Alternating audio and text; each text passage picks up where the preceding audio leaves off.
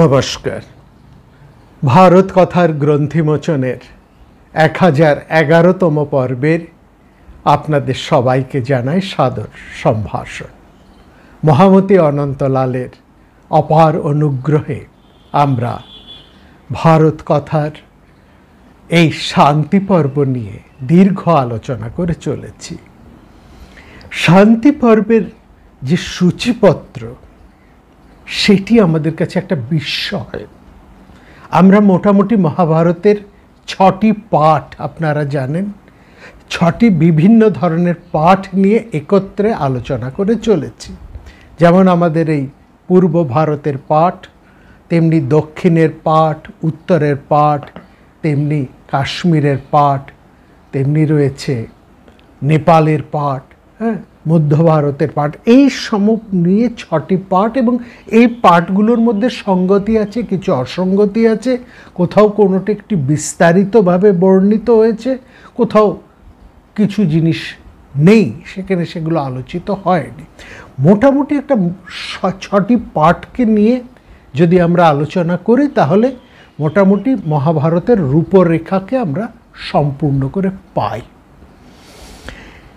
এই মহাভারতের 6টি পাঠের মধ্যে কম বেশি যাই থাকুক না কেন, সেখানে সঙ্গতি অসঙ্গতি কল্প বিকল্প যাই থাকুক না কেন, একটা জিনিস সেখানে সব কটি পাঠের মধ্যে সমান গুরুত্ব রয়েছে, সেটি হচ্ছে এই শান্তি পর্ব এবং একটা দীর্ঘ গভীর আলোচনা শান্তি পর্ব। এই শান্তি পর্বের মধ্যে কি বিষয় নিয়েই না আলোচনা হয়েছে। সেখানে যেমন দর্শনের গহন তত্ত্ব নিয়ে আলোচনা হয়েছে, সেখানে যেমন রাষ্ট্র ব্যবস্থা নিয়ে আলোচনা হয়েছে, সেখানে যেমন মানুষের ধর্ম আপদ ধর্ম নিয়েও আলোচনা হয়েছে, রাষ্ট্র ধর্ম, রাজ্য ধর্ম, জাতি ধর্ম, বর্ণ ধর্ম, সর্বপ্রকার বিষয় নিয়ে আলোচনা হয়েছে। সেখানে জ্ঞান বিজ্ঞানের বিভিন্ন বিষয়ও সেখানে এসেছে, এবং প্রত্যেকটি মানুষের জীবনযাপনের একেবারে তুচ্ছাতিতুচ্ছতম বিষয়েও সেখানে কিন্তু এসেছে। এই নিয়ে আমরা বহুবার শান্তি পর্বের মধ্যে যে কি কি বিষয় নিয়ে আলোচিত হয়ে চলেছে তার বিবরণ আপনাদের কাছে আমরা বিভিন্ন সময় তুলে এনেছি, বলেছি সে কথা। আজকে আমরা শান্তি পর্বের মধ্যে আলোচিত উল্লেখিত এমন একটি বিষয়কে তুলতে চলেছে, এবং আগামী কয়েকটি পর্ব নিয়ে আমরা যেটা আলোচনা করব সেটা হচ্ছে মানুষের আচার অনুষ্ঠান, মানুষের সাধারণ মানুষের জীবনের আচার অনুষ্ঠান, অর্থাৎ ঈপ্সিত লাভের জন্য উপায়ের যে অনুসন্ধান মানুষ করছে এবং সেই উপায়কে সুনিশ্চিত করবার জন্য সে তার আপন আপন প্রয়াস এবং তার সাথে অদৃশ্য শক্তির কাছে তার যে প্রার্থনা, তার যে ব্যাকুলতা, এই সবটা নিয়েই একটা অভ্যুদয় এবং একটা নিঃশ্রেয়স, এই যে ভাবনা, এই জন্য তার যে প্রয়াস, তার যে সাধনা, যেটা একেবারে বৈদিক সময় থেকে প্রচলিত আছে এবং যা আজও আমরা দেখতে পাই, তারই কিছু বিষয় নিয়ে আমরা আলোচনা করব। এই প্রশ্ন শান্তি পর্বের মধ্যেও উঠেছে। আমরা সেটাকেই একটু ডিটেইলে কয়েকটি পর্বে আলোচনা করি। আসলে সভ্যতার উদ্যোগ পর্ব থেকে মানুষ যেমন চেয়েছে পার্থিব সুখ এবং সমৃদ্ধি, তেমনি লোকান্তরে সে চেয়েছে আনন্দ এবং শান্তি। অর্থাৎ একদিকে সে চেয়েছে অভ্যুদয়, অপরদিকে তার প্রার্থিত ছিল নিঃশ্রেয়স। ঈপ্সিত এই দুই বিষয়কে লাভের জন্য সে একটা প্রয়াস করেছে, একটা চেষ্টা করেছে। এই যে অভ্যুদয় এবং নিঃশ্রেয়স লাভের যে প্রয়াস এবং যে সাধনা, তার বিবরণ আমরা বিভিন্ন বেদের মধ্যে পাই এবং কল্প সাহিত্য নামে বিভিন্ন আচার অনুষ্ঠানমূলক যে সমস্ত গ্রন্থাদি রচিত হয়েছে তার মধ্যে আমরা পাই। এই কল্প সাহিত্য, এই কল্প সাহিত্যের 4টি শাখা। একটি হচ্ছে শ্রৌত সূত্র, দ্বিতীয়টি হচ্ছে গৃহ্য সূত্র, ধর্মসূত্র এবং চতুর্থটি হচ্ছে শূল্য সূত্র। এই তার মধ্যে আমরা আলোচনা করব শ্রৌত সূত্র এবং গৃহ্য সূত্র, এই দুটি নিয়ে। মূলত শ্রৌত সূত্রের মূল লক্ষ্য হচ্ছে নিঃশ্রেয়স, আর অভ্যুদয় অর্থাৎ সাংসারিক যে অভ্যুদয় সেইটা নিয়ে যা আলোচনা হয়েছে তা রয়েছে গৃহ্য সূত্রের মধ্যে। অর্থাৎ পারিবারিক গৃহস্থ জীবনের নানা অনুষ্ঠান, আচার অনুষ্ঠানের বিবরণ যা রয়েছে সেই সব নিয়ে রয়েছে গৃহ্য সূত্র। হ্যাঁ, অর্থাৎ পারিবারিক উৎসব এবং গৃহের সদস্যদের, পরিবারের সদস্যদের কল্যাণের জন্য যে অনুষ্ঠান অনুষ্ঠিত হয় বলে এই অনুষ্ঠানগুলোকে বলা হয় গৃহ্য কর্ম। এই গৃহ্য কর্মে করণীয় বিষয়কে নিয়েই হচ্ছে গৃহ্য সূত্র। মহামতি অনন্তলালের কাছে অমর কুমার চট্টোপাধ্যায় বিভিন্ন সময় আসতেন বেদ ইত্যাদি বিভিন্ন বিষয় নিয়ে চর্চার জন্য। আমাদের সৌভাগ্য তাকে আমাদের প্রতিবেশী হিসেবে আমরা পেয়েছি। দীর্ঘদিন তার সাথে আমাদের একটা হার্দিক সম্পর্ক রয়েছে এবং যখন মহাভারতের এই সমস্ত বিষয়গুলো আসতো, বিশেষ করে গৃহ্য সূত্র, শ্রৌত সূত্রের বিভিন্ন বিষয় নিয়ে আলোচনা, তখন ঠাকুরমশাই তার কাছে আমাদেরকে পাঠাতেন। তো আজকে আমরা যে এবং এই বিষয় নিয়ে যে আমরা কয়েকটি পর্ব ধরে যে আলোচনা করব, এর জন্য আমরা সবিশেষভাবে অমর কুমার চট্টোপাধ্যায়ের কাছে সবিশেষ কৃতজ্ঞ। তাকে এবং ঠাকুরমশাইকে, মহামতি অনন্তলালকে আমাদের শ্রদ্ধা জানিয়ে আমরা আজকের আলোচনা আরম্ভ করছি। জানবেন, শ্রৌত কর্ম হচ্ছে শ্রুতি অর্থাৎ বৈদিক কর্ম, আর গৃহ্য কর্ম হচ্ছে গৃহস্থের আচার অনুষ্ঠান। শ্রৌত কর্মের মতন গৃহ্য কর্মেও কিন্তু অগ্নি প্রধান, এটা বিশেষ। শ্রৌত কর্মের মধ্যে যজ্ঞ, অগ্নি, গৃহস্থের গৃহকর্ম বা গৃহ্যকর্ম আমরা যাই বলি না কেন, তার মূল কারণটি হচ্ছে, উপাদানটি হচ্ছে কিন্তু অগ্নি, আগুন। দেখুন, আজকের দিনেও যদি কেউ একটি গৃহ রচনা করে, অর্থাৎ একটা সংসার প্রতিষ্ঠা করে, যেমনই তার হোক না কেন, 1 কামরা 2 কামরা কিংবা বড় ছোট যেমনই করুক না কেন, তার একটা, সে যদি সংসার করে, মানে ঘরের মধ্যে একটা বাড়ির মধ্যেই সে সংসার পাতে, সংসার যাত্রা আরম্ভ করে, তাহলে তার একটা অগ্নিঘর থাকবেই। আধুনিক ভাষায় আমরা এই অগ্নিঘরকে বলি কিচেন বা রসুই ঘর বা রান্নাঘর। এখানে আমাদের অগ্নিটি থাকে, সেটি স্টোভ হতে পারে, হিটার হতে পারে, গ্যাস হতে পারে, ও ইলেকট্রিক্যাল কোনো বিষয় হতে পারে, নানা রকমের আছে, কিন্তু একটা অগ্নিস্থান সেখানে থাকবে। অর্থাৎ যজ্ঞক্রিয়া এবং গৃহস্থ ধর্ম দুয়ের মূল কেন্দ্রটি হচ্ছে ওই কিচেন। এবং এখন যদি একটু আপনারা লক্ষ্য করেন, কত রকমের কিচেন এখন বেরিয়ে গেছে না, এবং কিচেনের মধ্যেও কত কি মডিউলেশন কত রকম এসেছে। এবং শুধু কি তাই, আগের মতন ধুলো ময়লা কালিওয়ালা কিচেন নয়, এখন ওপেন কিচেন কনসেপ্ট এসে গেছে। অর্থাৎ গৃহস্থের বাড়িতে ড্রয়িং রুম এবং কিচেন এক প্ল্যাটফর্মের মধ্যে ওপেন, অর্থাৎ গৃহস্থ সমবেত তার অতিথিবর্গের সঙ্গে কথা বলতে বলতেই তার জন্য ডিশ প্রস্তুত করতে পারেন, তার জন্য খাদ্য তৈরি করছেন এবং তার সাথে কথা বলতে বলতে। অর্থাৎ অগ্নি যেমন আগের ভাবনাটা দেখুন, যজ্ঞ ভাবনা শ্রোত্রকর্মের মধ্যে যজ্ঞ যেখানে হচ্ছে, যজ্ঞ ক্রিয়া যেখানে হচ্ছে।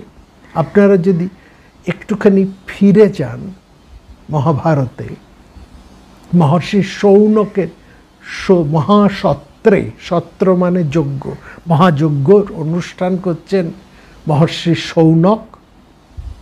সেখানে দীর্ঘ সময় ধরে হবে এবং এই যে যারা যজ্ঞক্রিয়া করছেন যাজ্ঞিকেরা অর্থাৎ ঋত্বিকেরা, এবং সেখানে হয়ে সমবেত হয়েছেন বহু মুনি ঋষি জ্ঞানবৃদ্ধ মানুষেরা। তাদের এই যজ্ঞকর্মের বা যজ্ঞক্রিয়ার, এই দীর্ঘ যজ্ঞক্রিয়ার জীবন যাপনের মধ্যে, ক্রিয়াকর্মের মধ্যে একটুখানি যেন অবসর কিংবা একটুখানি আনন্দ দেবার জন্য সেখানে উপস্থিত হয়েছেন উগ্রশ্রবা, পুরাণ পাঠক, শ্রোত্র। তিনি মহাভারতের কথা সেখানে শোনাচ্ছেন। সেই শৌনকের যজ্ঞ সভায় সেখানে এই মহাভারতের কথা সেখানে চলে এসছে। অর্থাৎ সেখানে আমরা দেখছি ভৃগুবংশীয় এই শৌনকের যজ্ঞসভায় উগ্রশ্রবা, সৌতি উগ্রশ্রবা ব্যাসদেব রচিত মহাভারত ঋষিদের কাছে বর্ণনা করছে। তার মানে কি, যজ্ঞকর্ম হচ্ছে, সঙ্গে সঙ্গে উপস্থিত সমস্ত সমবেত ঋষি মুনি, অর্থাৎ সেকালে শ্রেষ্ঠ যত জ্ঞানবৃদ্ধরা উপস্থিত হয়েছে তাদের সঙ্গে বিভিন্ন বিষয় নিয়েও ওই যজ্ঞক্রিয়ার অবসরে কথাবার্তাও চলছে। সেই ওপেন কিচেন এবং ড্রয়িং রুম, এই ভাবনাটাকে এইভাবেও আমরা দেখতে পারি। বিরাট যজ্ঞক্রিয়া হচ্ছে, সঙ্গে সঙ্গে বিনোদনেরও একটা ব্যবস্থা রয়েছে। আধুনিক বাড়িগুলির যে ঘর বাড়ি হয়, ফ্ল্যাট বাড়ি কেবল নয়, বাড়ির নকশাও এখন এরকমভাবেই হয়। ড্রয়িং রুম এবং গৃহস্থের ড্রয়িং রুম যেখানে সবাই এসে উপস্থিত হন, এবং তার কিচেন, সেই তার অগ্নিস্থান এখন ওপেন। সেখানে ওই রান্না পাক প্রস্তুত করতে করতে উপস্থিত অভ্যাগতদের খাবারের ব্যবস্থা করতে, তাদের আপ্যায়নের ব্যবস্থা করতে করতেই কিন্তু গৃহস্বামীন বা গৃহিণী, গৃহকর্ত্রী তার সমবেত অতিথিবৃন্দের সাথে বিভিন্ন বিষয় নিয়ে কথা বলছেন। এই ব্যাপারটা তাহলে এইখানে আমরা দেখছি শ্রৌত্রকর্ম এবং গৃহ্যকর্মর মধ্যে একটা কমননেস আছে, একটা, সেটা হচ্ছে এই অগ্নি। তবে হ্যাঁ, শ্রোত্রকর্ত্রে কর্মের মধ্যে বৈদিক সময়ের যে শ্রোত্রকর্ম, সেখানে বিভিন্ন কুণ্ড, সেখানে কোথাও গার্হপত্য, কোথাও আহবনীয়, কোথাও বা দক্ষিণ, এই তিন ধরনের অগ্নি প্রজ্বলিত করা হতো। কারণ সেটা তো যজ্ঞ ক্রিয়াটাই সেখানে হচ্ছে মূল। কিন্তু গৃহকর্মের ক্ষেত্রে সেটা হয় না, সেখানে একটি অগ্নি যথেষ্ট, এবং সেই অগ্নির নাম হচ্ছে গৃহ্য অগ্নি। এবং এই গৃহ্য অগ্নি হচ্ছে আমাদের এখন বার্নার, গ্যাস, ইলেকট্রিক্যাল ওভেন, যা কিছু আপনার বলতে পারেন। এই অগ্নিরই আরেক নাম, এই যে গৃহ্য অগ্নি, এই অগ্নির আরেকটি নাম হচ্ছে আবসত্য।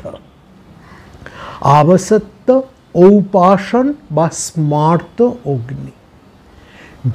লক্ষ্য করুন, বৈদিক ভাবনা আর বর্তমান সময়ের ভাবনার মধ্যে কিন্তু খুব একটা তফাৎ নেই। অন্তর তাৎপর্য এক, রূপ বদলে গেছে, ব্যবহারিক প্রয়োগ বদলে গেছে, অন্তর তাৎপর্য কিন্তু কম বেশি একই আছে না।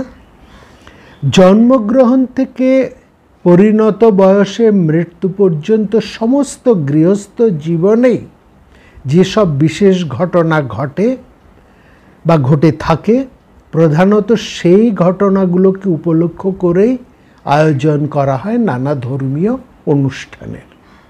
শিশুর জন্ম, তার নামকরণ, তার প্রথম অন্নগ্রহণ, শিক্ষা জীবনে তার প্রথম প্রবেশ, শিক্ষা লাভের পর আচার্য গৃহ থেকে, আধুনিক সময়ের হোস্টেল থেকে, ঠিক আছে, কিংবা বাইরে কোথাও পড়তে গেছে সেখান থেকে নিজ গৃহে প্রত্যাবর্তন, তারপরে বিবাহ, তারপরে পুত্র লাভের আকাঙ্ক্ষা, পত্নীর সুখ প্রসব, নবান্ন ভক্ষণ, সবশেষে সব জীবেরই যা অন্তিম পরিণতি, তাই নিয়েই গৃহ্য সূত্রের আলোচনা। এবং এই গৃহ্য সূত্র আর আমাদের এখনকার ঘর গেরস্তালি একই তো। এই একই জিনিস নিয়ে বৈদিক সময় থেকে একই রকম ভাবনা করে এসেছে, এবং সেই ভাবনা থেকে কিন্তু আমরা বেরোতে পারিনি। আমাদের রূপটা বদলেছে, ঢংটা পাল্টেছে, কিন্তু মূল কাঠামোটা কিন্তু একই আছে। এই মূল কাঠামোর বাইরে আমরা যাইনি। এইটাই হচ্ছে, মানে প্রকাশভঙ্গি যেমনই হোক, জীবন ও সংসারে এই আচার অনুষ্ঠান আসলে অবান্তর কোনো বিষয় নয়, এটা বিশেষ করে বোঝার। মানুষের স্বভাবেরই প্রকাশ এবং বিকাশ, এটা তার স্বধর্ম, বা সংক্ষেপে একেই বলা হয় মানুষের ধর্ম। স্বধর্ম বা ধর্ম বলেই মানুষের এই অন্তরের এই উচ্ছ্বাস সংস্কৃত মনের পরিচয় বহন করে বলেই সেটা আবার মানুষের সংস্কৃতি। সংস্কৃত মনে, সংস্কৃত মানে পরিচ্ছন্ন, যে মনের মধ্যে কোনো অপরিচ্ছন্নতা নেই, কোনো রকম কুসংস্কার নেই, কোনো রকম হীনতা নেই, নীচতা নেই, কোনো রকম গোড়ামি নেই, সেটাকেই বলা হয় সংস্কৃত মন। সেই সংস্কৃত মনের পরিচয়কেই বলে সংস্কৃতি, মানুষের সংস্কৃতি।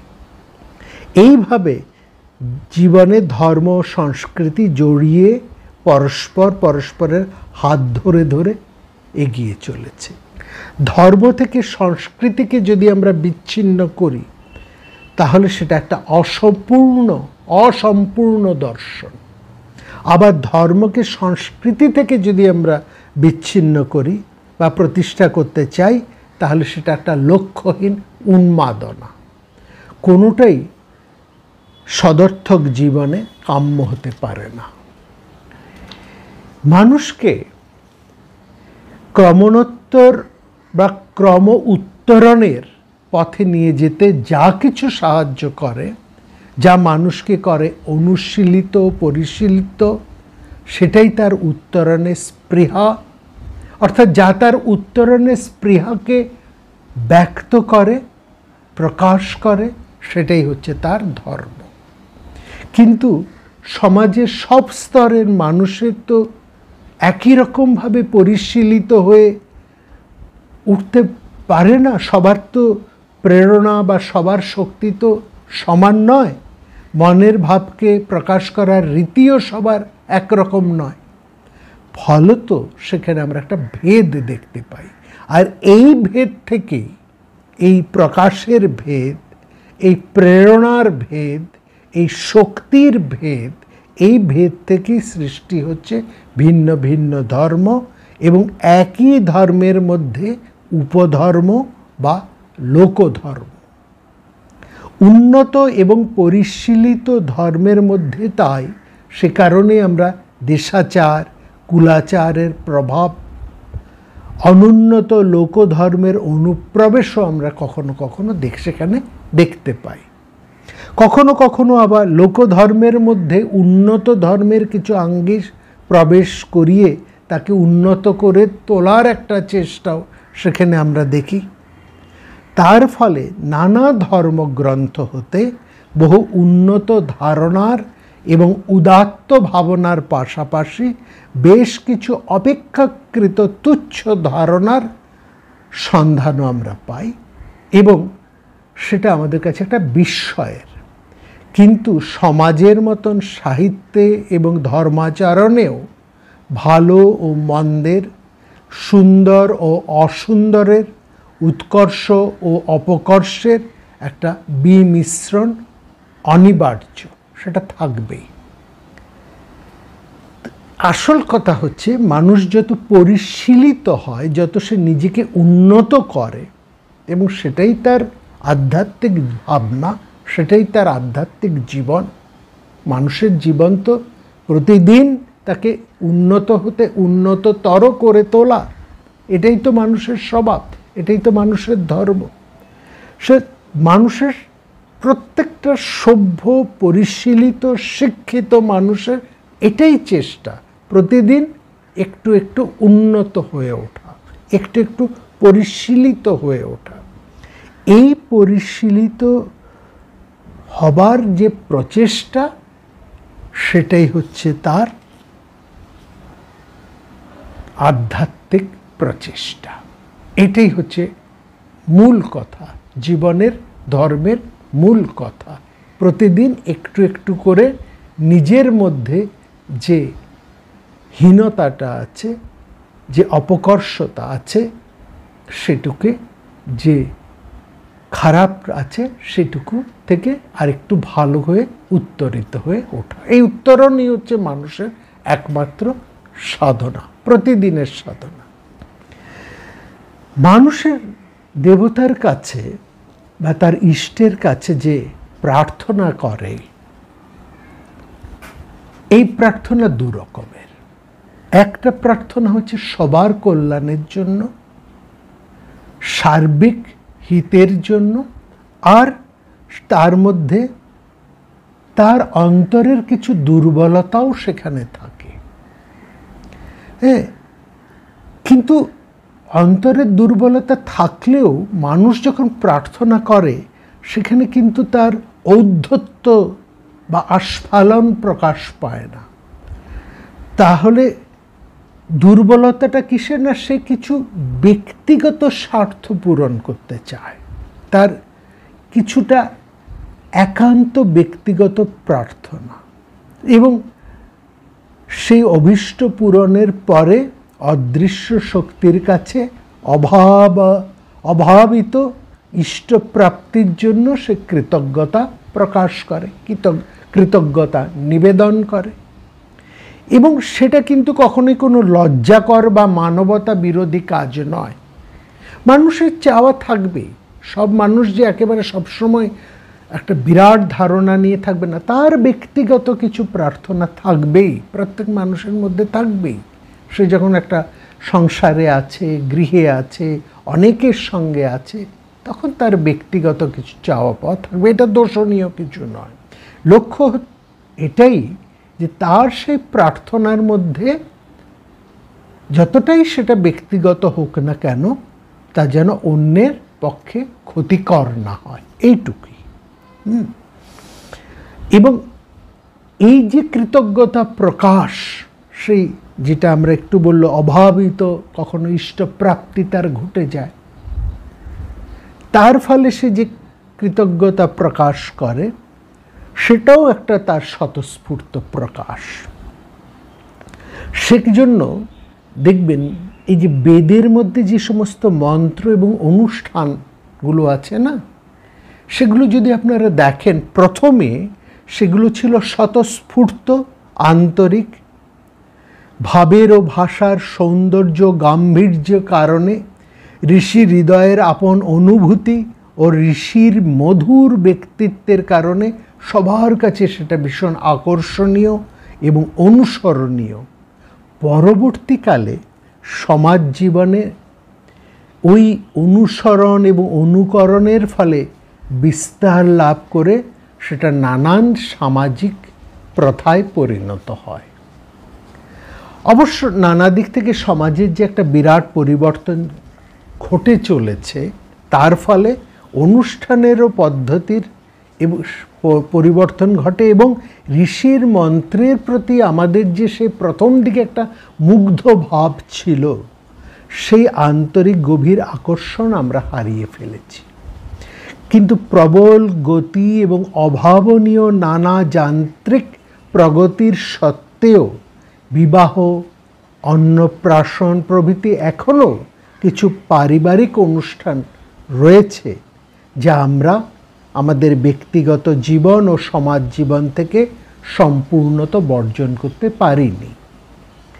এইসব অনুষ্ঠান আনন্দ উচ্ছ্বাস প্রকাশের ভাষা এবং রীতি এখনও ভিন্ন, কিন্তু ভিন্নমুখী হলেও সমাজ জীবনের আধুনিক নানা পরিবর্তন ঘটা সত্ত্বেও উৎকর্ষের অনুসন্ধানে মানুষ কেবল অতীত বলেই অতীতকে ত্যাগ করতে বা নিজের সংস্কৃতি, পরম্পরা, নিজের পূর্বপুরুষদের প্রবর্তিত ঐতিহ্যের প্রতি সে উদাসীন থাকতে পারে না।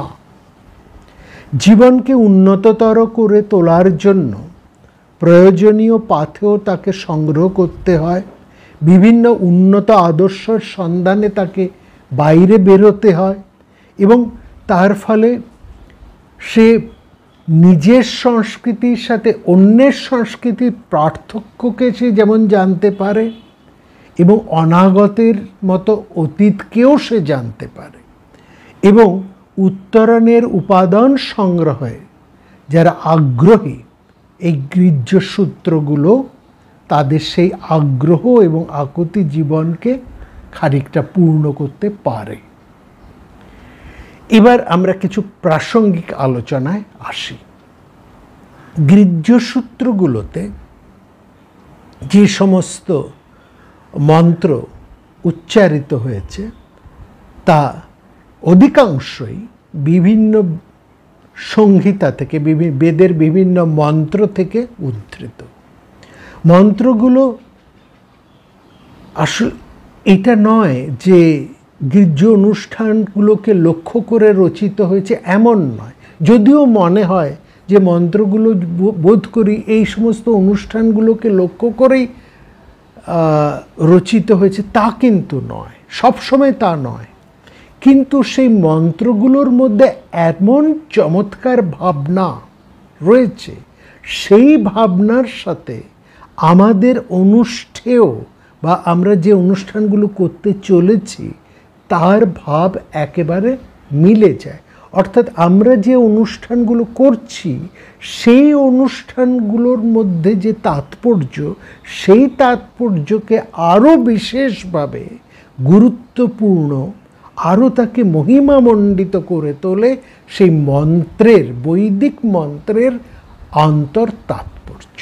এইটা বিশেষ করে, অর্থাৎ যে মন্ত্রগুলো আমরা ওই বিভিন্ন অনুষ্ঠানের মধ্যে উচ্চারণ করি বেদের থেকে, সেই মন্ত্রের যে নিহিত তাৎপর্য, সেই নিহিত তাৎপর্য আমাদের অনুষ্ঠেয় বা যে অনুষ্ঠানগুলো আমরা করতে চলেছি তার গুরুত্বকে, তার প্রাসঙ্গিকতাকে, তার গভীরতাকে, তার মর্যাদাকে, তার তাৎপর্যকে আরও গভীর করে তোলে, আরও উন্নত করে তোলে। সেই জন্য এই মন্ত্রগুলোকে বিভিন্ন সংহিতা থেকে চয়ন করে এই বিভিন্ন অনুষ্ঠানের মধ্যে সেগুলোকে উচ্চারণ করা হয়, পাঠ করা হয়। তবে আমরা দেখছি এই যে অনুষ্ঠানগুলো যার কথা আমরা বলবো, এগুলো কিন্তু একেবারে প্রাগ বৈদিক, বৈদিক নয়, প্রাগ বৈদিক সময় থেকেই কিন্তু প্রচলিত। মানে মানুষ মোটামুটি যে সময় থেকে দলবদ্ধ হয়ে একটা একসঙ্গে বাস করবার ভাবনা যখন থেকে মানুষের এসেছে, যখন মানুষ আলাদা আলাদা না থেকে জুতোবদ্ধ হয়ে থাকতে শিখেছে বা থাকতে আরম্ভ করেছে, তখন থেকেই কিন্তু এই অনুষ্ঠানগুলো আরম্ভ হয়েছে, এইটা বলতে পারি। অর্থাৎ এই সমস্ত অনুষ্ঠানগুলোই প্রাগ বৈদিক। বৈদিক কালে এই অনুষ্ঠানগুলি মাধুর্যময় হয়ে উঠেছে, মন্ত্রযোগে তার গুরুত্ব আরও তাৎপর্যময় হয়ে উঠেছে, এইটা বিশেষ। মন্ত্রগুলোর যে ভাব ও ভাষায় সংহিতায় উপস্থাপিত করা হয়েছে তা অবশ্যই মার্জিত অলঙ্কৃত একটা কাব্যরূপ, কিন্তু তা হলেও যেমন ধরুন গর্ভধান, নামকরণ, অন্নপ্রাশন, বিবাহ, অন্ত্যেষ্টি, এইসবের মধ্যে এগুলো যেহেতু প্রাগ বৈদিক যুগ সময় থেকেই চলছে এবং প্রাক ঋগ্বেদের যুগ থেকেই তার প্রচলন আছে, সেই জন্য সেই সমস্ত আনন্দ অনুষ্ঠান, প্রত্যাশা, প্রার্থনা, সেগুলোর একটা রীতি নীতি, একটা যাপন প্রক্রিয়া, এগুলো তো আছেই। সেগুলো কেমনভাবে ছিল এবং সেগুলোর উদ্দেশ্য কী, কী ভাবনাতে সেগুলো প্রকাশিত হয়ে উঠেছে, মানুষের কাছে সেগুলো কেমনভাবে ধরা পড়েছে, এটা কিন্তু আধুনিক, অতি আধুনিক সমাজবিজ্ঞানীর কাছেও বড় কৌতূহলের বিষয়। আজও তা নিয়ে চর্চা হয়ে চলেছে, সমাজবিজ্ঞানীরা এ নিয়ে আজও চর্চা করে চলেছে। যজুর্বেদের বিভিন্ন সংহিতার মধ্যে আমরা গৃহ্যসূত্রে প্রায় ব্যবহৃত হয়েছে এমন কিছু শব্দের ব্যবহার লক্ষ্য করি। বিভিন্ন বৈদিক সংহিতার মধ্যে অথর্ববেদ সংহিতায় বিবাহ, অন্ত্যেষ্টি ছাড়াও চতুর্থী কর্ম, পুংসবন, জাতকর্ম, উপনয়ন, গোদান, অষ্টকা, গৃহ নির্মাণ, পঞ্চমহাযজ্ঞ, এই সমস্ত নানা রকম মন্ত্র, এগুলো কি আমরা এক এক করে তার আলোচনা করব এবং আলোচনা করে আমরা দেখব এই প্রত্যেকটা অনুষ্ঠানের অন্তর তাৎপর্য কী।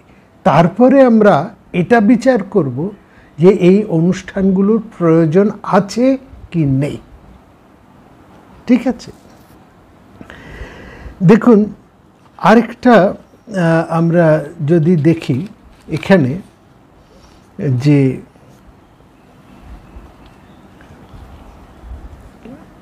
এই যে বিভিন্ন গৃহ্যসূত্রগুলো রয়েছে, এই সূত্রগুলো কিভাবে এলো? গৃহ্যসূত্রবিদদের মধ্যে কিন্তু লোকবিশ্বাসও কিন্তু ওতপ্রোতভাবে জড়িত হয়ে আছে। লোকবিশ্বাস, গৃহ্য, সেখানেও একটা কিন্তু গুরুত্বপূর্ণ। এবং সেই যে লোকবিশ্বাস, সেটাও কিন্তু অস্বীকার করা যাচ্ছে না, সেটাও কতটা গুরুত্বপূর্ণ হয়ে আসছে। অর্থাৎ জীবনযাত্রার মধ্যে বৈদিক ভাবধারা যেমন আছে, তেমনি লৌকিক বিশ্বাসেরও একটা গুরুত্বপূর্ণ সহাবস্থান সেখানে আছে।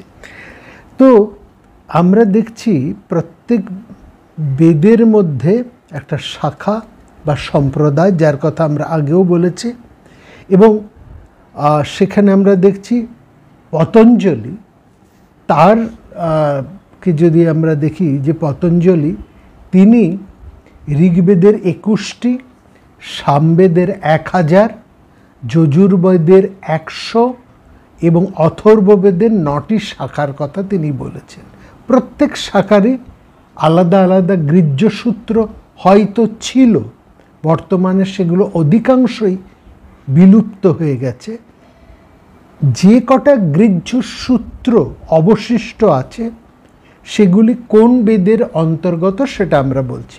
গৃহ্য সূত্র, গৃহ্য সূত্র হচ্ছে গৃহে অনুষ্ঠিত যে সমস্ত অনুষ্ঠানের তা কেমনভাবে হবে, কি মন্ত্র উচ্চারণ করা হবে, কোন বিধি অনুসারে হবে, এই সম্পর্কিত যা কিছু সেটাকে বলা হচ্ছে গৃহ্য সূত্র। ঋগ্বেদের গৃহ্য সূত্র তিনটি: আশ্বলায়ন, সাংখ্যায়ন আর সাম্যব্য। সাম্যব্য এই তিনটি গৃহ্য সূত্র। সামবেদেরও তিনটি গৃহ্য সূত্র: গভীল, খাদির এবং জৈমিনীয়। শুক্ল যজুর্বেদের একটি গৃহ্য সূত্র পারস্কর।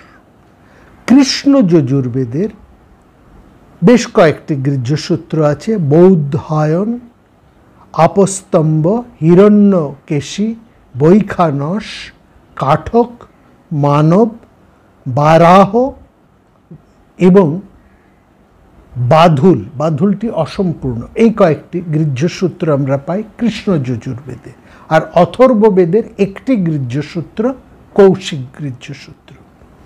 গৃহ্য সূত্রগুলো বলতে আবারও বলছি, সেই সূত্রগুলো সেই মন্ত্রগুলোকেই বোঝায় যেখানে পারিবারিক নানা আচার অনুষ্ঠানের বিবরণ সূত্রের আকারে দেওয়া আছে।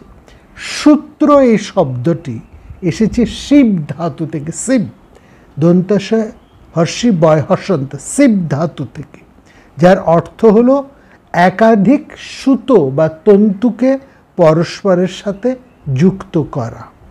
যেমন একটা কাপড়, একটা যে কাপড় তৈরি হয় সেটা কি আসলে কিছু নয়, নানা সূত্রের সংযোগে সেটা তৈরি হচ্ছে। এই গ্রন্থগুলোর মধ্যেও সূত্রতুল্য নানা বাক্য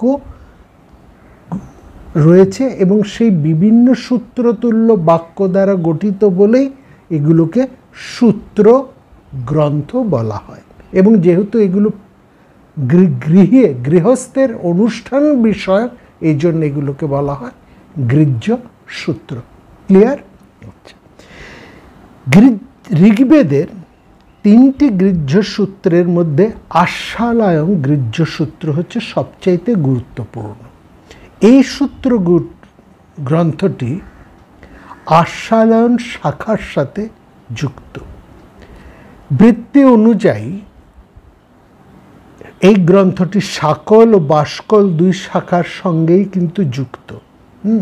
আস্বালায়ন এই গ্রন্থটির রচয়িতা ঋষি আস্বালায়ন, এবং গুরু শিষ্যের বিবরণ অনুসারে আস্বালায়ন ছিলেন আচার্য শৌনকের শিষ্য। এই শৌনকেরও একটা শ্রোত্রসূত্র ছিল, কিন্তু আস্বালায়ন তার শিষ্য, গুরু হচ্ছেন শৌনক, শিষ্য হচ্ছেন আস্বালায়ন। গুরু শৌনকেরও একটা গৃহ্য সূত্র ছিল, কিন্তু আস্বালায়নের গৃহ্য সূত্রের কথা জানতে পেরে গুরু সেই গৃহ্য সূত্রটিকে দেখে তার উৎকর্ষ এবং রচনা কৌশলে মুগ্ধ হয়ে তিনি নিজের গ্রন্থটিকে জলে ভাসিয়ে দেন, বিনষ্ট করে ফেলেন এবং বলেন, ঘোষণা করেন যে আস্বালায়নের সূত্রটিই হবে তার সম্প্রদায়ের প্রামাণ্য সূত্র গ্রন্থ। এই দিক থেকে আস্বালায়ন একজন ব্যক্তি বিশেষের নাম, তার নাম অনুসারেই হচ্ছে এই আস্বালায়ন গৃহ্য সূত্র। ঋগ্বেদের মধ্যে যে প্রধান 5টা শাখা, তার অন্যতম শাখা প্রবর্তক ঋষি হচ্ছেন এই আস্বালায়ন। গুরু শিষ্য পরম্পরায় দেশ কাল ভেদে প্রচলিত বেদশাস্ত্রের আবৃত্তিতে পাঠরীতির উচ্চারণের যে পার্থক্য তৈরি হয়েছে, তার থেকে বেদের শাখা বা সম্প্রদায় তৈরি হয়েছে। একথা তো আমরা বহুবার বলেছি। আর ভৃগুবংশীয় শৌনক, তিনি হচ্ছেন ব্রহ্মর্ষি শুনকের নাতি, প্রপৌত্র। পুরাণে মহর্ষি শৌনক চতুর্বর্ণের প্রবর্তক বলে পরিচিত। সৌতি উগ্রশ্রবা ব্যাসদেব রচিত মহাভারত ঋষিদের কাছে বর্ণনা করেছেন ওই নৈমিষারণ্যের এই শৌনক ঋষির আশ্রমে এসে। এ কথা আমরা আগেই বলেছি। তাহলে শৌনকের মহাযজ্ঞে তিনি উপস্থিত হয়ে ঋষিমুনিদের কাছে মহাভারত শুরু করেছিলেন। তো এই শৌনকের শিষ্য হচ্ছেন আস্বালয়ন। এবং আরেকটি এই সম্পর্কে আরেকটি তথ্য আপনাদেরকে একটু দিয়ে রাখি, পরে হয়তো কাজে আসবে। সেটা হচ্ছে, আপনারা বৃহৎ দেবতার নাম শুনেছেন, বিভিন্ন দেবতাদের সম্পর্কে যেখানে বলা আছে এই বৃহৎ দেবতা। এই বৃহৎ দেবতা গ্রন্থটি শৌনকের রচনা।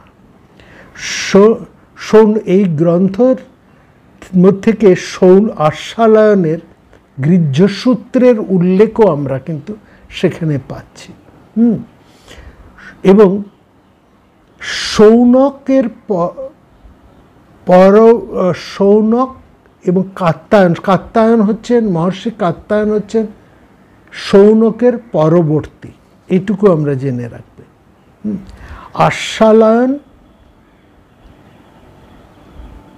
শৌনকের শিষ্য, ঋষি শৌনকের শিষ্য হচ্ছেন আস্বালয়ন। এইটি হচ্ছে সবচেয়ে বড় কথা। তো এই যে বেদের ঋগ্বেদের যে 5টি শাখা, বিশেষ করে বেদের যে 5টি, ঋগ্বেদের যে প্রধান 5টি শাখা, তার অন্যতম শাখা হচ্ছেন আস্বালয়ন। আস্বালয়ন ছাড়াও সেখানে রয়েছেন সাফল, সাংখ্যায়ন, মণ্ডুক এবং বাষ্কল। এই 5জন হচ্ছেন ঋগ্বেদের 5টি শাখার প্রবর্তক। 5টি শাখার প্রবর্তক মানে এরা 5জন তখনকার দিনে তো আবৃত্তি করে মুখে মুখে ঋগ্বেদ ধরে রাখতেন।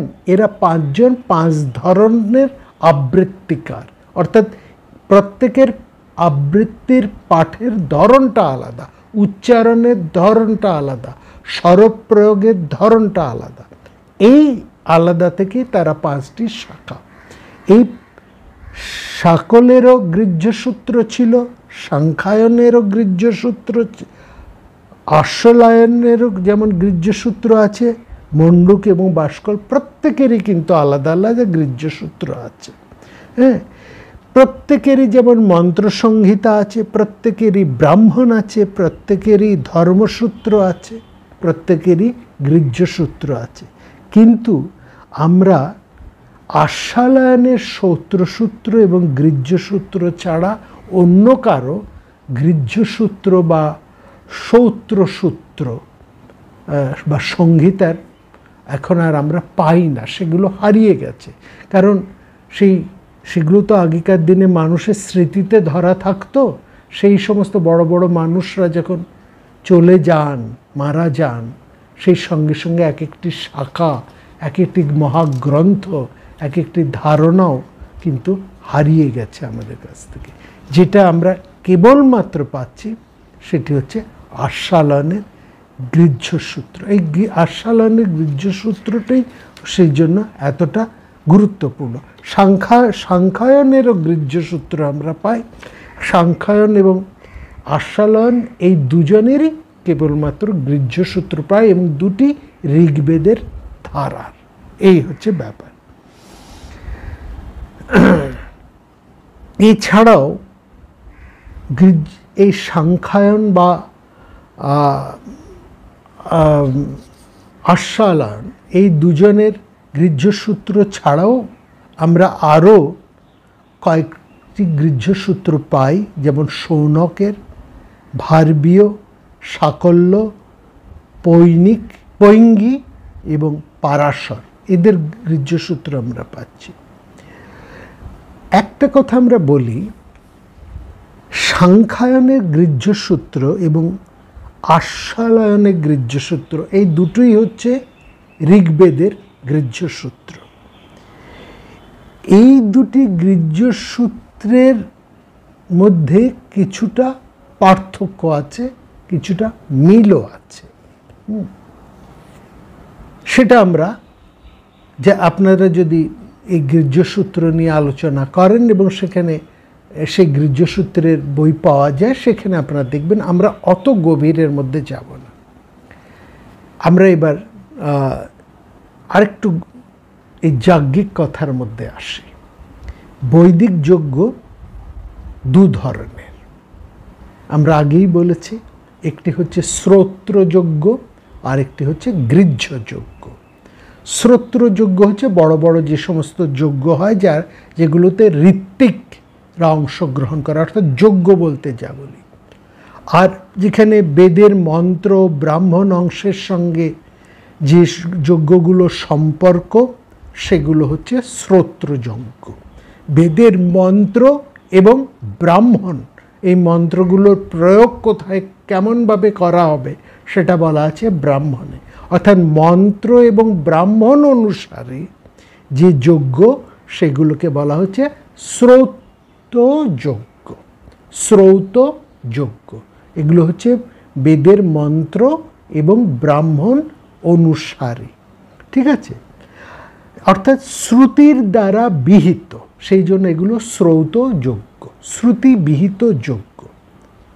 আর বেদের মধ্যে যে পারিবারিক অনুষ্ঠানের কথা যেগুলো বলা হচ্ছে, আমাদের বর্তমান আলোচনা যা নিয়ে, যে বিষয় নিয়ে, সেগুলোকে বলা হচ্ছে গৃহ্যযজ্ঞ, বা যার থেকে আমরা ওই গৃহ্য বিভিন্ন অনুষ্ঠানের কথা পাচ্ছি।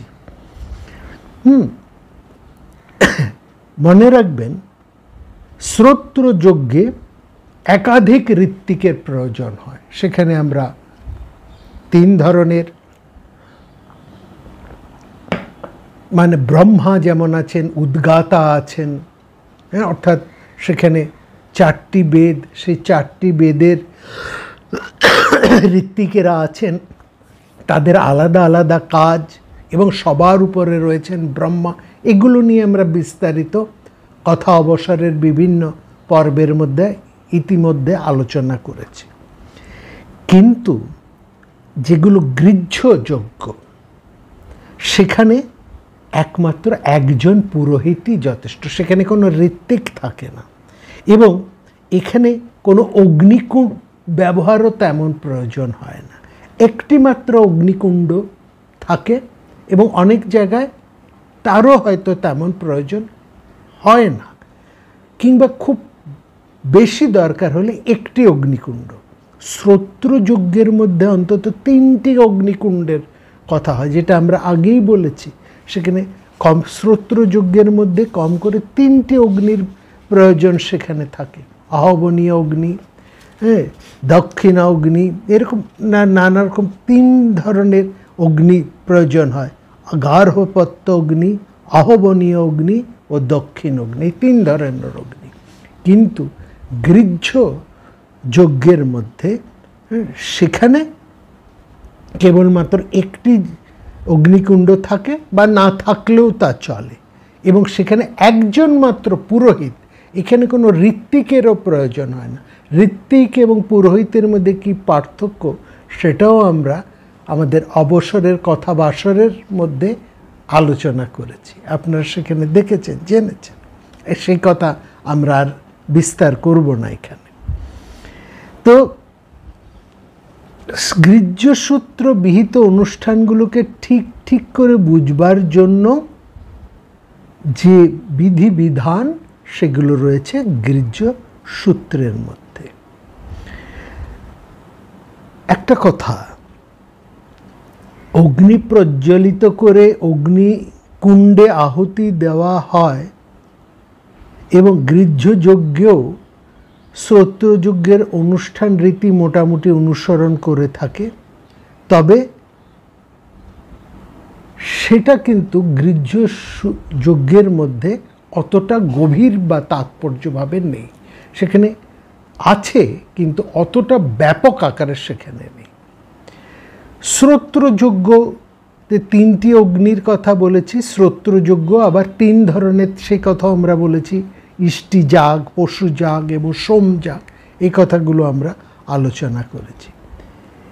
এবার আমরা আজকে যে বিষয়টি আরম্ভ করছি সেটি হচ্ছে বৈদিক সময়ে মানুষেরা, বৈদিক যুগে মানুষেরা, সাংসারিক মানুষেরা, গৃহস্থেরা কি কি ধরনের অনুষ্ঠান তারা করতেন।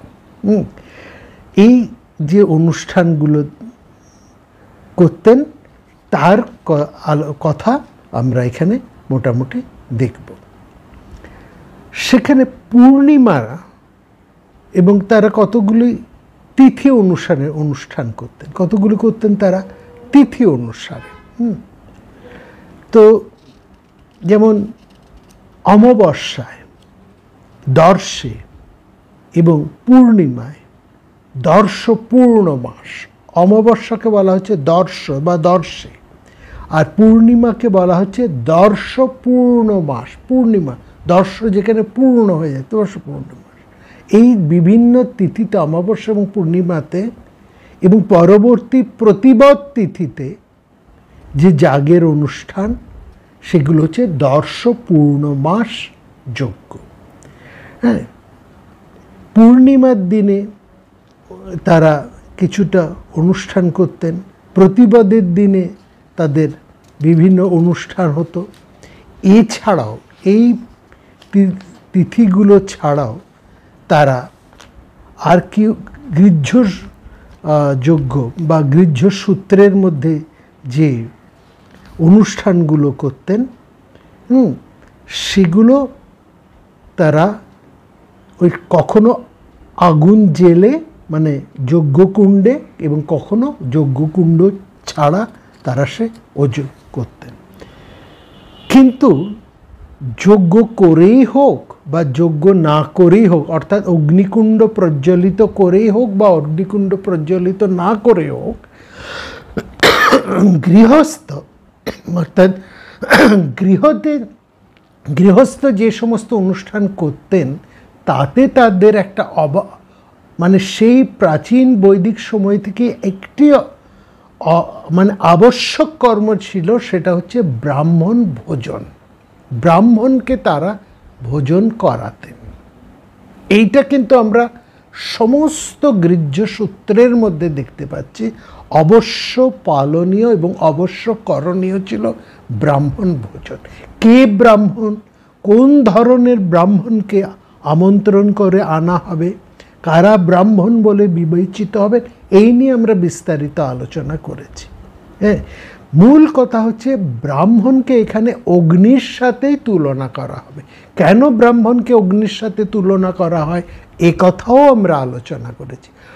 অর্থাৎ যে যজ্ঞে অগ্নি প্রজ্বলন করা হচ্ছে না, সেখানে ব্রাহ্মণ ভোজনের যে তাৎপর্য, সেইটা হচ্ছে ব্রাহ্মণ নিজেই হচ্ছেন অগ্নিস্বরূপ।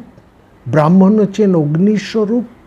অগ্নি যে মানুষের মধ্যে সেই অগ্নিসম তেজ, বীরত্ব, সেই জ্ঞান, সেই নিষ্ঠা, সদাচার রয়েছেন, তিনি অগ্নিসমান।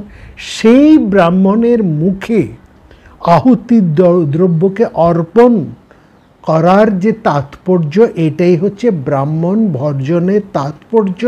এবং এটিকে বৈদিক সময়ে বলা হতো ব্রাহ্মণী হুত।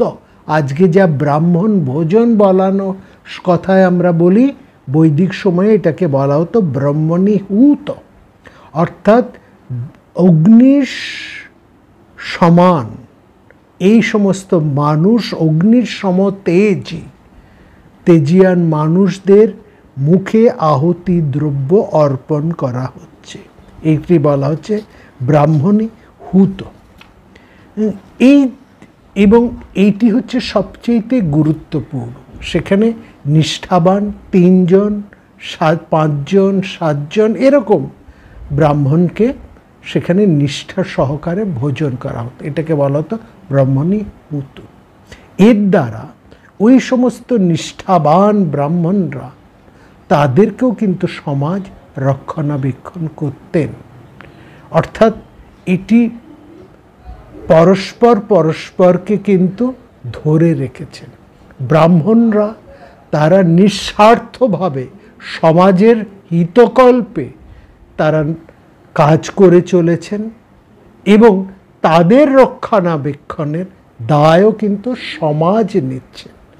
এখানে কোথাও রাষ্ট্র এই ব্যবস্থা করে দিয়েছেন, কোথাও সমাজ এই ব্যবস্থা তৈরি করে দিয়েছে এবং অগ্নিকল্প এই সমস্ত পুরুষদের মুখে সে আহুতি প্রদান করা হচ্ছে, তাদেরকে পালন করা হচ্ছে। অর্থাৎ এটা প্রকারান্তরে একটা সেই যাজ্ঞিক ক্রিয়া, যে যাজ্ঞিক ক্রিয়ার মধ্যে দিয়ে একজন যজমান অগ্নিতে আহুতি প্রদান করেন, একই ভাবনা। এছাড়া সেখানে আমরা আরও কিছু প্রাচীন বৈদিক সময় থেকে কিছু অনুষ্ঠান পাই, যেমন বিবাহ, গর্ভাধান, পুংসবন, সীমন্তনয়ন, জাতকর্ম, মেধাজনন, মেধাজনন বা নামকরণ, মেধাজনন বা নামকরণ, অন্নপ্রাশন, চূড়াকরণ বা শিখাধারণ, গোদান, উপনয়ন, ঋত্বিক বরণ, এবং তারপরে আছে শ্রবণাকর্ম, অশ্বযুজি, অষ্টকা, রথারোহণ, নৌকা অর্থাৎ রথারোহণ বা নৌকো আরোহণ, রথ বা এবং নৌকো তখন ছিল প্রধান, বা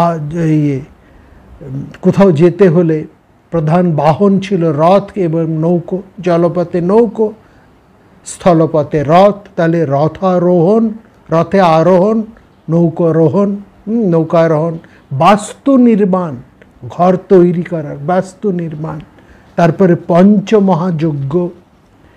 এছাড়াও গৃহের লোকবিশ্বাস, তারপরে আসছে লোকবিশ্বাস। লোকবিশ্বাসের জন্য একজন গৃহের আরোগ্য লাভের জন্য কিছু কিছু অনুষ্ঠান তারা করতেন। এছাড়া ছিল সমাবর্তন, যুদ্ধযাত্রা, ক্ষেত্রকর্ষণ এবং সবশেষে মৃত্যু বা অন্ত্যেষ্টি। এই মোটামুটি সামাজিক অনুষ্ঠানগুলো সেখানে ছিল। এই প্রত্যেকটা অনুষ্ঠান এর মধ্যে আজও বেশ কিছু অনুষ্ঠান এখনও কিন্তু বর্তমান রয়ে গেছে এবং এই যে অনুষ্ঠানগুলো, এই অনুষ্ঠানগুলোকে যদি আমরা বিশেষ করে দেখি, একটি একটি করে আমরা অনুষ্ঠান, সে বৈদিক সময়ে এই অনুষ্ঠানগুলো কি তাৎপর্যতে পালন করা হতো সেগুলো আমরা দেখব। এই অনুষ্ঠানগুলো ছাড়াও যে কটা অনুষ্ঠান আমরা কথা বলবো, এছাড়াও অধ্যয়ন বা অধ্যাপন, এটাও একটা অনুষ্ঠানের মাধ্যমে শুরু হতো। হ্যাঁ, অধ্যয়ন বা অধ্যাপন অনুষ্ঠান।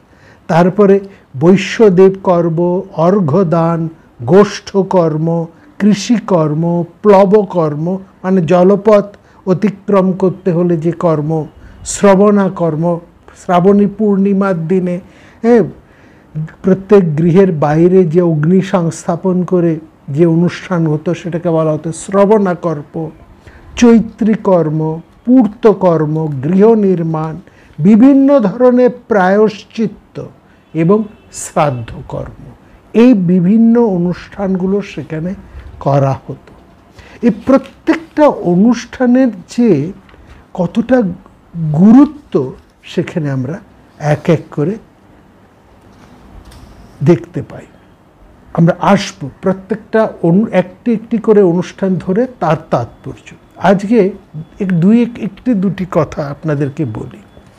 যেমন এই বিবাহর যে অনুষ্ঠান, এবং সেখানে প্রথমে বলা হচ্ছে বিবাহ অনুষ্ঠানের ক্ষেত্রে, আমরা কয়েকটি কথা আগেও বলেছি, তবুও আরেকবার বলি, আপনাদের শুনলে ভালো লাগবে, অর্থাৎ এই গুরুত্বটা বুঝবেন। সে প্রাচীন সময় থেকে ভাবনাটা কত উন্নত ছিল, তার থেকে আমরা এগিয়েছি না সেই ভাবনা থেকে পিছিয়েছি, সে বিচার আপনারা করবেন। যেমন সেখানে বলা হচ্ছে বুদ্ধিমতে কন্যাং প্রযচ্ছেত, একদম পরিষ্কার। বিবাহের সূত্রে প্রথম সূত্রে দুটো সূত্র, প্রথম সূত্রটি হচ্ছে চে কুলম অগ্রে পরিষ্কেত ইয়ে মাতৃতা পিতৃতৃষ চেতি যথক্তং পুরস্তাৎ। প্রথমে পিতার এবং মাতার দিক পরীক্ষা করবে।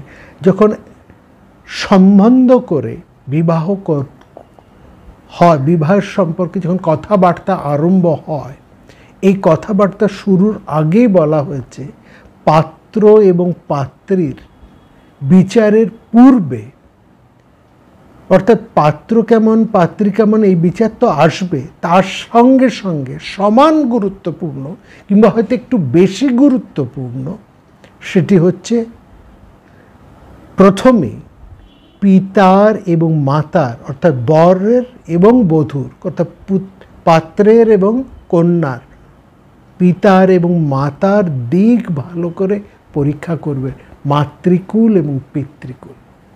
খুব ভালো করে ভেবে দেখুন এটা কতখানি গুরুত্বপূর্ণ, অর্থাৎ কোন বংশের কোন ধারা, এখানে বংশ মানে কী ধরনের এনভায়রনমেন্টের মধ্যে থেকে, কী ধরনের পারিবারিক শিক্ষা সংস্কৃতির মধ্যে দিয়ে একটি মানুষ বড় হয়েছে, একটি ছেলে বা একটি মেয়ে, তার পারিবারিক শিক্ষা দীক্ষা কেমন ছিল, তার বাবা মা কেমন, তার পরিবারটি কেমন, এটা কতটা গুরুত্বপূর্ণ। দেখলাম, প্রেমে পড়লাম, বিয়ে করে ফেললাম, এমনটা হবার কিন্তু উপায় ছিল না। এত দূর তারা ভেবেছেন পাত্র পাত্রী বিচার তো করবেই, কিন্তু তার আগে বাপু পাত্র এবং পাত্রীর বাবা এবং মার বংশ পরিচয়, তারা কোন বংশের, কেমন পরিবার, কেমন তাদের প্রতিষ্ঠা, কেমন তাদের শিক্ষা দীক্ষা, কেমন তাদের যাপন, কেমন তাদের চরিত্র, কেমন তাদের কুল পরিচয়, ইটস ভেরি ইম্পর্টেন্ট। এখন জিন, ব্লাড টেস্ট, অনেক কিছু, হরমোন টেস্ট, অনেক কিছু চলে এসছে, কিন্তু সব টেস্ট সত্ত্বেও এই ব্যাপারে খোঁজ খবর নেওয়াটাও যে কতটা গুরুত্ব, সে মানে তার গুরুত্বটা কতখানি সেটাকে অস্বীকার করা যায় না। দ্বিতীয় কথাটি আরও বেশি গুরুত্বপূর্ণ, সেখানে কন্যার পিতাকে উদ্দেশ্য করে এই গৃহ্যসূত্রের বিবাহ ক্ষেত্রে দ্বিতীয় সূত্রটি বলা হচ্ছে আশ্বালয়নের গৃহ্যসূত্রে, বলছে বুদ্ধিমতে কন্যাং প্রযচ্ছেত, বুদ্ধিমান ব্যক্তিকেই কন্যা সম্প্রদান করবে। একটা নির্বোধ, অশিক্ষিত, মূর্খ, দুশ্চরিত্র মানুষকে কন্যা দিও না, নির্বোধ অশিক্ষিতকে কন্যাদান করো না। বুদ্ধিমান মানুষকে, বুদ্ধিমান পাত্রেই কন্যা সম্পর্ক, পাত্রের গুণ ক্ষেত্রে পাত্রটি বুদ্ধিমান কিনা। বুদ্ধিমান বলতে কেবল ইজ নট ক্লেভার, বুদ্ধিমান বলতে সে কতটা টাকা পয়সা আছে, নট দ্যাট।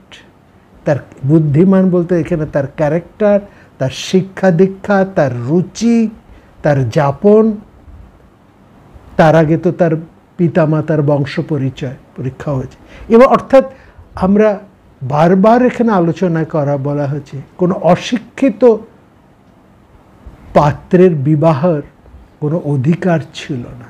গুরুগৃহে গিয়ে কেউ যদি শিক্ষিত হয়ে না আসে তাহলে সে কোনোভাবেই গৃহস্থ ধর্মে প্রবেশ বা গৃহস্থ ধর্মে প্রবেশের সে অধিকার পেত না। এটা যেমন ওখানে বলা হচ্ছে, তেমনি কন্যা পিতাকেও বলা হচ্ছে বুদ্ধিমতে কন্যান প্রযচ্ছেদ, এটা ভাবার। তারপরে এবার বলা হচ্ছে এবং কোথাও দেখুন এখানে পাত্রের কত টাকা পয়সা, ধন দৌলত, কত ক্ষমতা, এইসবের কথা কিন্তু বলা হয়নি। বলা হচ্ছে তার ফ্যামিলিটা কেমন, শিক্ষা দীক্ষা কেমন, রুচি কেমন, এবং ছেলেটি বুদ্ধিমান কিনা, ক্লেভার কিনা, এই কথা বলা হচ্ছে। There is far difference between clever and intelligence. ছেলেটি ইন্টেলিজেন্ট কিনা, শিক্ষিত কিনা, রুচিবান কিনা, এটা বড় কথা। তারপরে কন্যা সম্পর্কে বলা হচ্ছে বুদ্ধিমতী সদাচার সম্পন্ন নিরোগ কন্যাকে বিবাহ করবেন। বুদ্ধিরূপলক্ষণ সম্পন্নাম অরোগং উপযেচ্ছেত। বুদ্ধিমতী, রূপ দেখতে সুন্দর, একটা ছিরি আছে, হ্যাঁ, সদাচার সম্পন্ন নিরোগ কন্যাকে বিবাহ করবেন। নিরোগ পাত্র, নিরোগ কন্যা, বুদ্ধিমান পাত্র, বুদ্ধিমতী কন্যা। This is very important. এই জায়গাটা হচ্ছে সবচেয়ে গুরুত্বপূর্ণ বিবাহের মধ্যে। তারপরে তো বিভিন্ন ধরনের বিবাহের কথা আমরা জানি। ব্রাহ্ম বিবাহ, দৈব বিবাহ, প্রাজাপত্য বিবাহ, আর্য বিবাহ, গান্ধর্ব বিবাহ, আসুর বিবাহ, পৈশাচ বিবাহ এবং রাক্ষস বিবাহ। এই সব ধরনের বিবাহ কিন্তু আজও রয়েছে। ব্রাহ্ম বিবাহ মানে যেখানে বধূ এবং বরের দিক থেকে একটা সম্বন্ধ করে যে বিয়েটা হচ্ছে, কন্যাকে অলঙ্কৃত করে সম্প্রদানের মাধ্যমে যে বিবাহ, সেই বিবাহটি হচ্ছে ব্রাহ্ম বিবাহ। আর ঋত্বিককে যে কন্যা দান হয় সেই বিবাহ হচ্ছে দৈব বিবাহ। আর বরবধূ দুজনেই একই ধর্ম আচরণ করবেন বলে যে প্রতিজ্ঞা করে যে বিবাহ হয় সেটি হচ্ছে প্রাজাপত্য বিবাহ। আমাদের এখনকার যে বিবাহ হয়, যেখানে বর ও কন্যার একটা কন্ট্রাক্ট হয়, বিবাহের মধ্যে কিন্তু একটা কন্ট্রাক্ট আমাদের হিন্দু বিবাহ, এবং সেখানে বর এবং বধূ দুজনেই একসঙ্গে ধর্ম পালন করবেন, ধর্ম আচরণ করবেন, এই প্রতিজ্ঞা করেন। পরস্পরকে রক্ষা করবেন আমৃত্যু, এবং একই ধর্ম, তোমার ধর্ম আমার, আমার ধর্ম তোমার, কেবল আমার হৃদয় তোমার হৃদয় আমার নয়, আমি তোমার ধর্মের অনুসারী হব, তুমিও আমার ধর্ম রক্ষা করবেন। উভয়ের ধর্ম রক্ষা করবে, উভয়কে সর্বপ্রকারে রক্ষা করবে। এই যে আনুগত্য, একটা শপথ, একটা স্বধর্ম পালন করা, এইটিকে বলা হচ্ছে প্রাজাপত্য বিবাহ। এবং কন্যা পিতাকে গো, মিথুন ইত্যাদি দান করে যদি কেউ বিবাহ করে, সেটা হচ্ছে আর্য বিবাহ। আর বর বধূ নিজেরা যে তখনকার দিনে যে প্রেমজ বিবাহ হতো তা নয়, হতো না যে তা নয়, তখনকার দিনে হতো, বহু উদাহরণ আমরা পেয়েছি। সেগুলো হচ্ছে গান্ধর্ব বিবাহ। এখানে সেখানে গার্জিয়ানের, অভিভাবকের তেমন ভূমিকা নেই, পরস্পরের প্রতি অনুরক্ত হয়ে যে প্রেমজ বিবাহ, সেটা হচ্ছে গান্ধর্ব বিবাহ। এবং ধনের দ্বারা পাত্রীর পিতাকে সন্তুষ্ট করে যে বিবাহ, যেখানে কন্যার মত আছে কি নেই, কেবলমাত্র কন্যার পিতাকে ধন দ্বারা তুষ্ট করে কন্যাকে বিবাহ করা, সেটা হচ্ছে আসুর বিবাহ।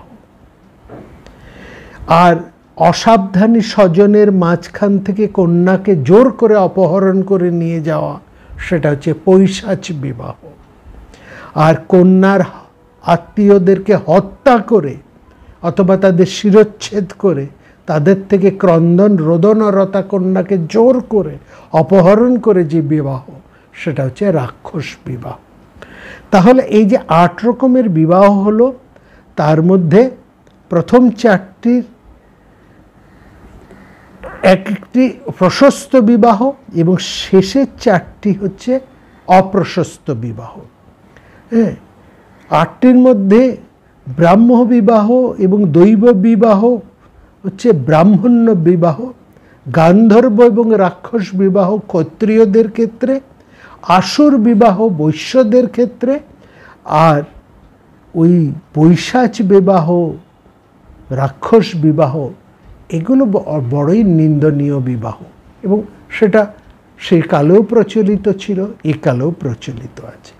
তাহলে এই মোটামুটি কয়েকটা ধারণা আমরা দিলাম।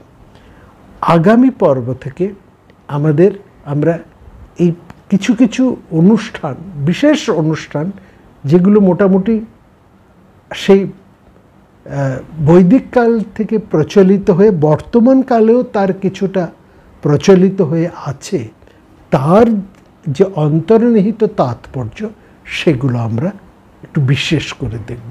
মোটামুটি 2 কি 3টি পর্বে আমরা এই আমাদের গার্হ্যধর সূত্র, গৃহ্য সূত্র, গার্হ্যযজ্ঞ বা গৃহ্য সূত্র নিয়ে ঋগ্বেদের মধ্যে যে আলোচনা আছে এবং যেগুলো মহাভারতের শান্তি পর্বের মধ্যে উল্লেখিত রয়েছে, তার তাৎপর্য আপনাদের কাছে তুলে ধরব। সবাই খুব ভালো থাকবেন। দেখা হবে আগামী পর্বে।